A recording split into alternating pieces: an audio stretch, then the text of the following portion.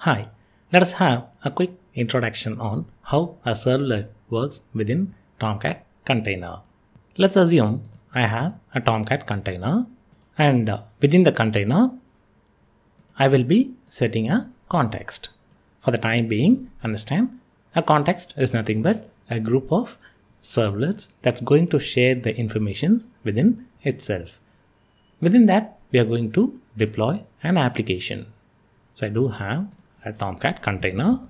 Regarding the host, virtual host, all those configuration details, we will be seeing it as a part of advanced configuration. This is a quick introduction and get started with the very base application. Within Tomcat container, I am going to have a context. And application is nothing but a group of servlets. We call that as an application. So within application, I can have n number of servlets.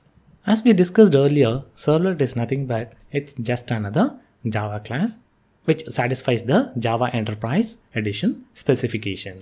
If you look into the Java Doc API of Enterprise Edition, we should have further information.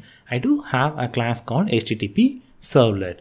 Any servlet I wanted to implement that should extend this specific class called HTTP Servlet. It is an abstract class, so what happens, it will force me to give implementation of these methods: do get, do post, do put, do delete, init, destroy, and get servlet information. Depending on the type of request that is being made from the client, the corresponding method would get invoked. Let's have a client over here. For the time being, let's assume a browser. Client could be a browser or a CURL client that's going to make a request to the server saying I'm looking for this specific resource. As per this URL, I'm going to look for the server that is hosting this website muthuforall.com, and within the context, my context, and I'm going to request the resource ABC. And within the application, I will be having the configuration file. We call that as web.xml. This is where the configuration in terms of for the resource location, that is this, we call it as URL pattern /ABC, what resource should be provided or what servlet going to serve that specific request.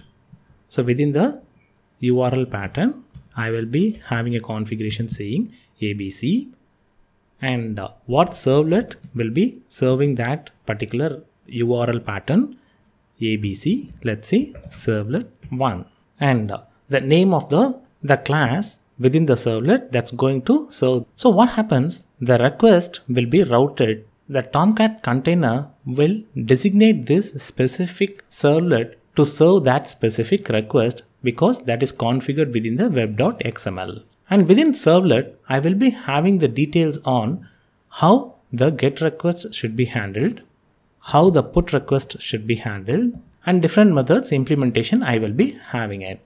And container will take care of the management of this specific servlet. When I say management, when the servlet doesn't exist, how the servlet should get initialized. Now the servlet knows it needs to provide some XYZ information whenever there is a request. So it will collect or consolidate the required information, either connecting to the third-party system or a database or other external enterprise systems, and it will generate the response. The response will be provided back to the client saying, hey, here is where your response is. And the request and response happens through the HTTP protocol. And very important thing to remember, the HTTP protocol is sessionless. That means the servlet will not know this was the client who was served earlier, or these are all the informations they had already got. That's where we need the details on the session handling. That's going to be another lecture on the session handling. Now coming back to the basics, we are going to have a small application with a set of servlet, and I will be having a configuration within web.xml saying what URL pattern will be handled by what servlet and where is the class for that specific servlet and its location or the package location, so that the servlet can be managed, controlled by the container, and once the request is designated to that specific servlet, the response can be provided back to the client.